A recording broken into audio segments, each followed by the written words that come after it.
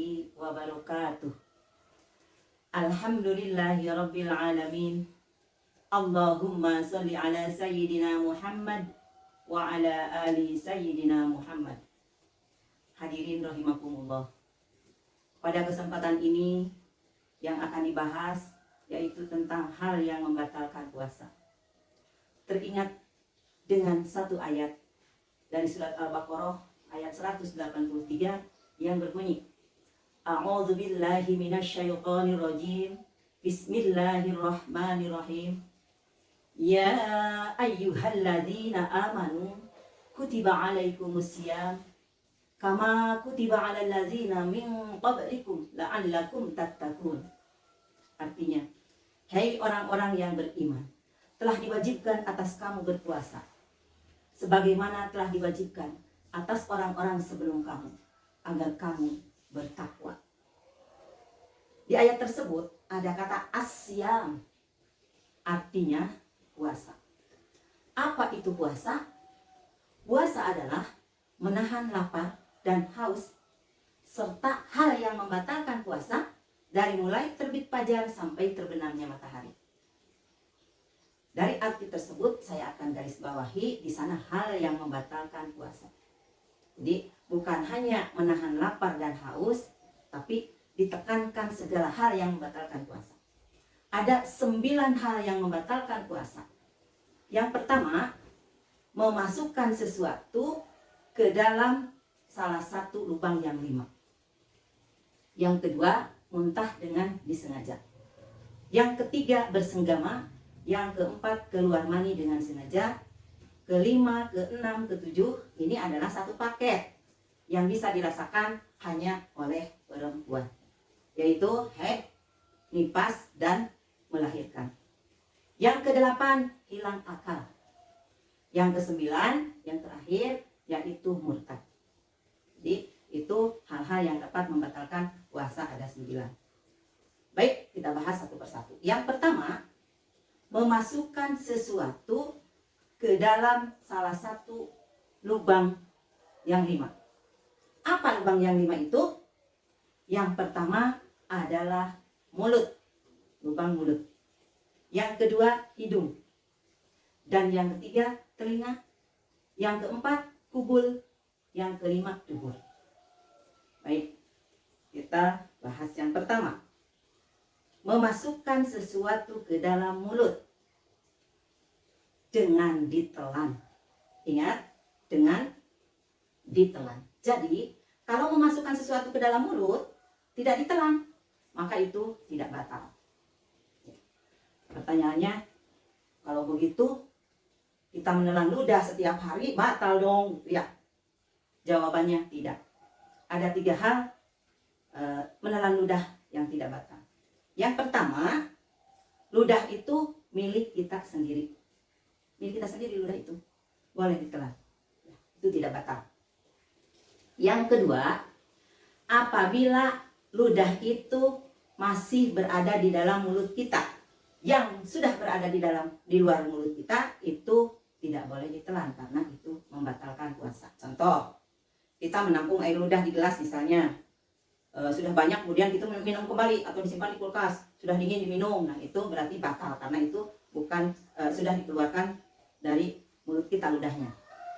Yang ketiga, benar-benar ludah itu asli, belum tercampur dengan benda-benda lain atau dengan makanan lain. Contoh, ludah itu karena kita sudah memasukkan es krim atau permen atau coklat ya, kemudian kita telan, berarti itu ludah kita sudah tercampur dengan makanan lain, maka itu batal puasanya ya.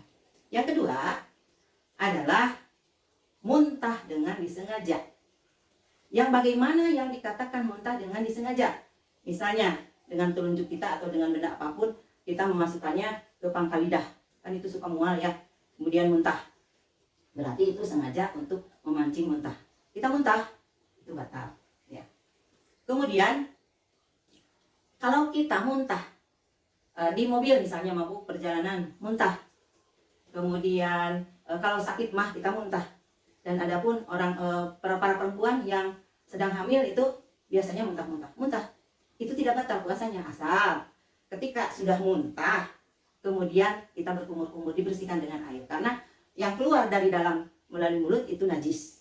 Kalau membersihkan najis itu harus dengan air. Kalau tidak dibersihkan dulu, ditelan, berarti batal puasanya. Itu yang membatalkan puasa ya. Kemudian yang ketiga adalah bersenggama. Bersenggama antara suami dan istri, apalagi kalau berzina ya, itu dosa besar. Bersenggama aja suami dan istri yang halal, ketika sudah terbit terbit fajar sampai terbenam matahari, itu batal puasanya. Kemudian yang berikutnya adalah keluar mani dengan sengaja. Yang bagaimana yang dikatakan keluar mani dengan sengaja? Misalnya onani. Yang bagaimana yang keluar air mani tapi tidak batal? Misalnya kita tertidur dari terbit fajar sampai terbenam matahari, itu tertidur waktu duhur atau waktunya kapan saja itu. Mimpi gitu. Mimpinya mimpi jima sampai keluar air mani. Nah, itu tidak membatalkan puasa, dilanjut aja puasanya ya. Yang kelima, keenam dan ketujuh tadi satu paket, haid, nifas dan melahirkan. Seandainya kita meskipun ahli ibadah, sebagai perempuan dari terbit fajar sampai mau terbenam matahari, meskipun hanya tersisa 1 menit, misalnya waktu buka itu jam 6, ini jam 6 kurang 1 menit, kita haid atau kita nifas atau kita melahirkan, baik itu melahirkan bayi atau melahirkan bakal bayi, yaitu keguguran, itu tetap batal puasanya. Jadi kita harus mengkodok puasa itu ya. Yang kedelapan yaitu hilang akal. Hilang akal ini ada 3 model. Yang pertama, gila. Kalau misalnya seseorang puasa dari mulai terbit fajar sebelum terbenam matahari, dia mengalami gila. Walaupun hanya sebentar, berapa detik atau berapa jam, itu batal puasanya. Kalau nanti harus dikodok ya. Kemudian yang kedua, pingsan. Hilang akal itu pingsan. Pingsan misalnya dari mulai sebelum terbit fajar, habis sahur pingsan sampai isya, itu batal puasanya, harus diganti ya. Kemudian yang bagaimana yang tidak batal kalau pingsan? Seseorang pingsan dari mulai sebelum terbit fajar sampai misalnya terbangun kembali pada jam 12. Terbangun kembali beberapa saat, kaget kenapa banyak orang, pingsan lagi gitu ya. Kemudian lanjut sampai ke maghrib. Nah, itu sah puasanya. Enggak usah dikodok, itu sah puasanya. Kemudian yang ketiga, tidur. Dari mulai terbit fajar, tidur sampai terbenamnya matahari.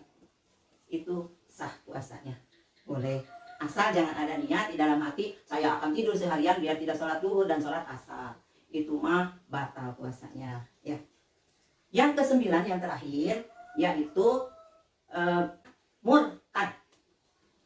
Murtad itu keluar dari Islam, ataupun tidak mengakui adanya Nabi Muhammad, ataupun mengakui adanya Nabi setelah Nabi Muhammad, dan termasuk tidak meyakini adanya Al-Quran. Nah, itu hal-hal yang membatalkan puasa. Itulah yang dapat saya sampaikan, semoga bermanfaat. Mohon maaf apabila ada kekurangan. Terima kasih atas segala perhatian. Billahi taufik wal hidayah. Wassalamualaikum warahmatullahi wabarakatuh.